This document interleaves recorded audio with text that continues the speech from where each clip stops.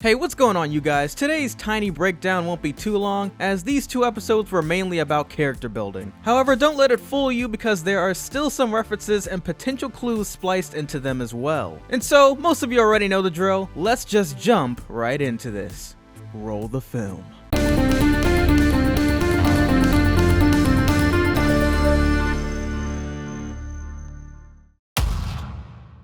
Part A of the episode was about Sprig and his idea of being a part of the Boonchuy family, with him being incredibly terrible in kitchen etiquette and not being impolite in general. Now let's just assume Sprig is a part of your very own family. How would you feel if this guy licked the frying pan you used to cook everyone's breakfast, left stains on the fridge, and drank your hot sauce straight from the cap? Yeah, family or not, something about that is gonna change. But you know what? I guess I'll cut Sprig some slack. I mean, he is a giant frog boy that has been always out there. Clearly, he must also be fighting back his urges and wanting to become a part of another family to also know what it's like to have a mother figure, something that described Polly perfectly as to why she's more tomboyish than most other girls in Wartwood, and why Anne even attempts to bring Polly out for a girl's day out. By the way, I cannot wait until we finally dive into Sprig's mother possibly betraying Andreas and many more mysteries. Within this episode, we also meet a new character named Ned that totally looks like a younger Greg Universe, but besides that, he also has interest in partnering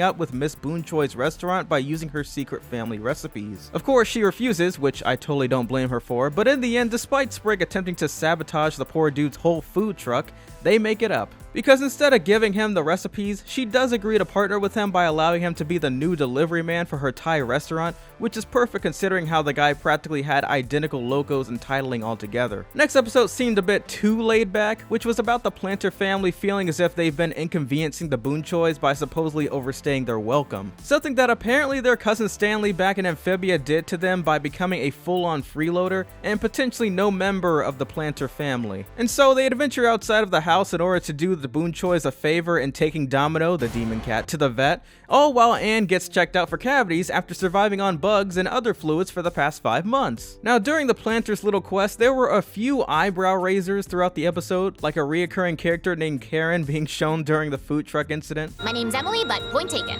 Oh yeah, and another time at the exact same restaurant they recover Domino after losing him. Could she be a secret agent in the making, as she also is the one who notices Sprig's tongue extending as well as most likely Hoppediah's on the bus. There was also the doctor at the vet who suspects the Planters of appearing to be more on the suspicious side than anything else when asked a barrage of frog-related questions. And in speaking of suspicion, there is also an advertisement in the background for Suspicion Island 2, which in short is spelled out to be Sus 2, and you know what that means. So in the end, the Planters make it back safely with the help of Mr. Boonchuy, who explains that he's more than grateful to help home them, considering how they housed Anne for months when she too needed shelter. This of course makes Hop Pop especially happy, ending in Anne coming back home from the dentist, who I'm guessing must have been on some serious anesthesia during her intense procedure. By the way, she turned out to have 8 cavities and cricket legs stuck inside of her mouth, so no amount of teeth brushing would have sufficed. The episode closes out with the Planters doing the Boonchuys another favor by taking care of Anne during her temporarily drug-induced state,